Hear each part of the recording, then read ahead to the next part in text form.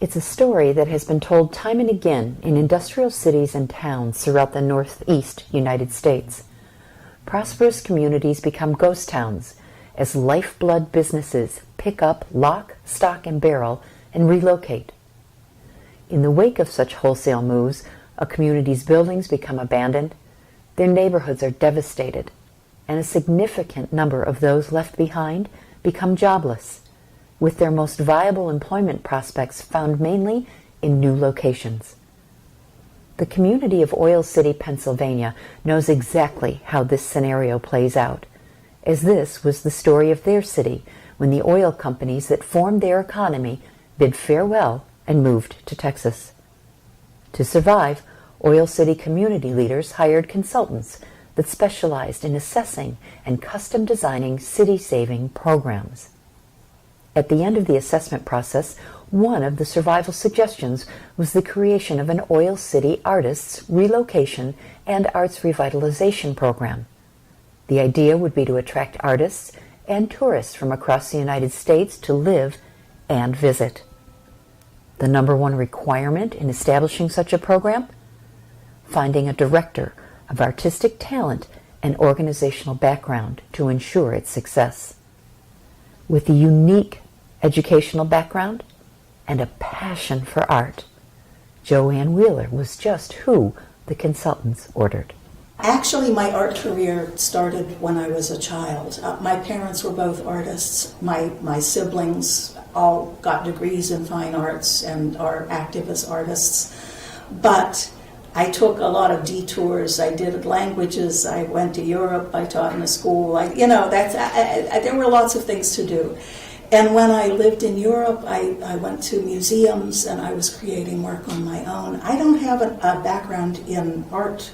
My education is not in art. Okay. My education is in foreign languages. But looking around the studio, you're clearly an artist. Yes, absolutely. And I never thought otherwise. I have a degree in French and English with a minor in German. Wow, a linguist. Yes, and when I finished college, I went and lived in Germany for 8 years. I taught in a German high school. And when I was in Germany, I had the opportunity to travel all over Europe and see some of the finest museums in the world. Following almost a decade in Europe, Joanne made the choice to return home to America, ultimately deciding to settle in Boston.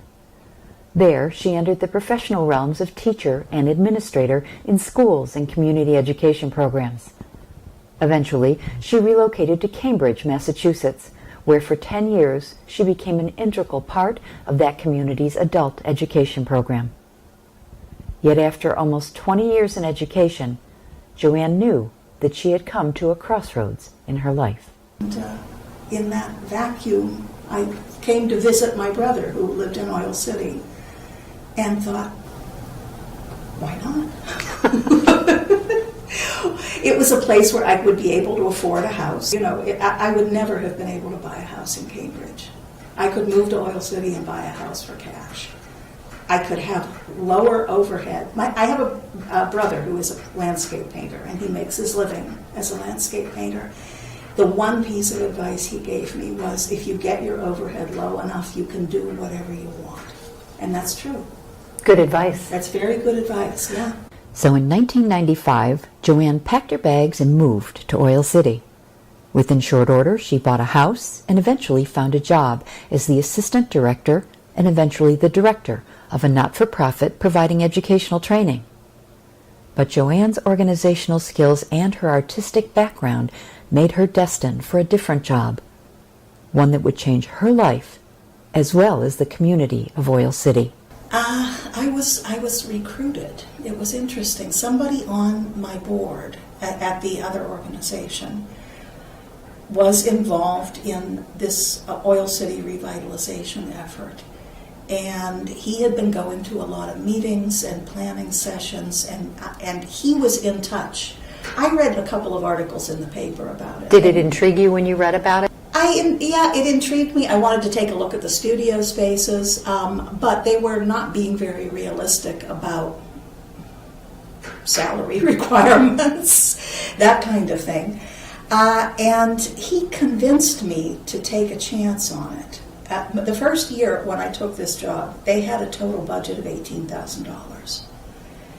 And he convinced me to give it a shot and see if I could develop it, see if I could find other funding sources, see what I could turn it into. Again, low overhead would allow that. Yeah, I could afford to do it, although I was nervous. Right. I was very nervous because it was a huge, huge pay cut for me. I made a commitment for a year. I was an independent contractor, so, I gave it a shot, and in many ways, it was to see if this was even feasible, It was hard to know if it was going to be possible. I moved here to get my overhead down and do artwork, but I didn't know if anybody else would want to do that. You were then the prototype for the person you were looking for. I was, yes, yeah. So for artists who are moving here, it's an opportunity for them to get their overhead down, to live in a really nice house for much, much less than they would have to spend in a larger urban area. And they can keep their markets and continue to sell in more affluent areas and live a much more comfortable lifestyle here.